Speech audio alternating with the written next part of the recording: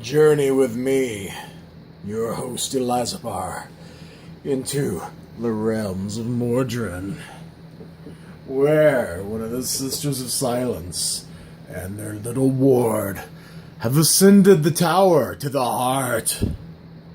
What will happen? What indeed?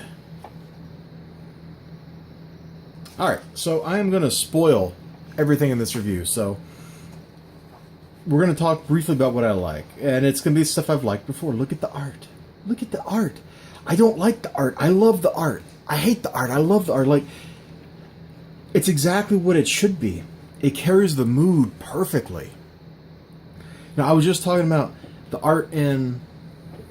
I hadn't bagged it yet. In Cyberforce. And let's just, like, open to a random page. Look at all the little fiddly line work, the beautiful coloring. Now flip over here. So much is left to the imagination. There's just enough. She looks so inhuman. Even with the nose. The sister looks so inhuman. Here's one dying. Look at that. There's no detail in the body. Why do you need it? Your imagination knows what it looks like.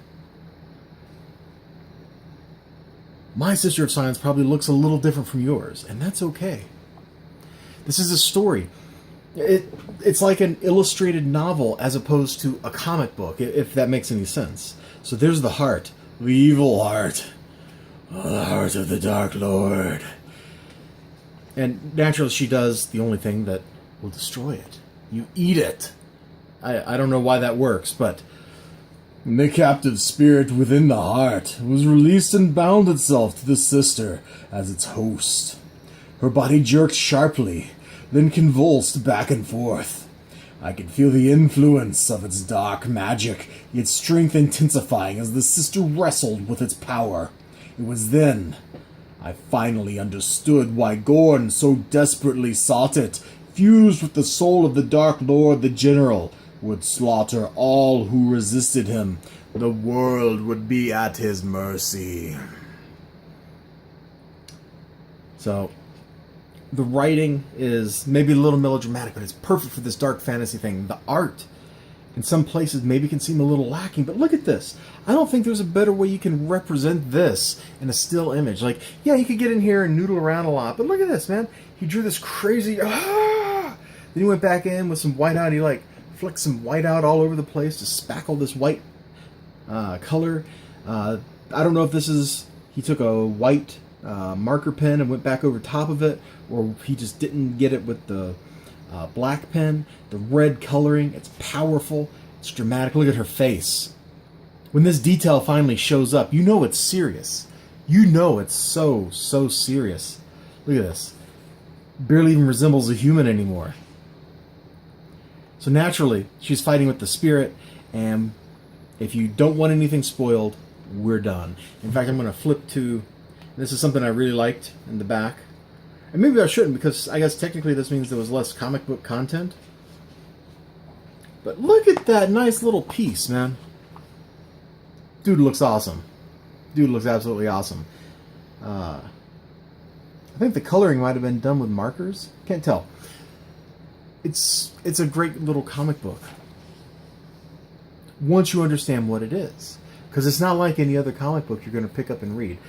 Well, maybe that's not entirely true. I've got a spider book somewhere where it's like there's a picture that goes across the middle of the box, or middle of the two pages, and then there's like a paragraph of text here and a paragraph. Actually, I guess it'd be 1, 2, 3, 4 paragraphs of text. Kind of a similar idea, like an illustrated novel instead of a comic book. This does it better, and I would credit the writing for it. It's really good writing. So, if you don't want spoilers, leave now. I'll give you, I don't know, 5 more seconds. 4, 3, 2, 1. Okay, now, the rest of the story, naturally, is kind of what I had a suspicion of. I don't know if I mentioned it on stream, but I thought this little dude was going to be like the reincarnate... My suspicion from the beginning of the tale was that this little foul creature, this worm of a monstrosity, was going to in fact be the Dark Lord resurrected. And I was correct. For the sister, she did not eat all of the heart. Some small portion of it was left behind, and you can see it's becoming. He is becoming. He is hearing an obscure voice whispering once again. He strains, he yearns to reject it, but his mortal soul is too weak, his flesh too small to resist. The dark presence was strengthening, as if sensing the peril. The general of the monstrosities, the monstrous horde, was there. He wanted his life. He wanted the heart. The Satyrians stared numbly as the general shouted through gritted teeth, barking for his death. And naturally, what you think, what I think, what must happen, happened. The Dark Lord resurrected. The Satyrian army joined him, overthrew their evil, their weak, pitiful leader, this sad general, this beast, for the true evil, for wickedness incarnate, power unlimited. Oh, it was a new day, a new age in the land. And thus, into this chapter, this one solitary chapter of this story. Soon, there will be a new one. Soon the lore masters will tell you the words passed down from Robert Geronimo. And you, all of you out there, will know. In the story of the Blood Realm. Just buy the book. End of review.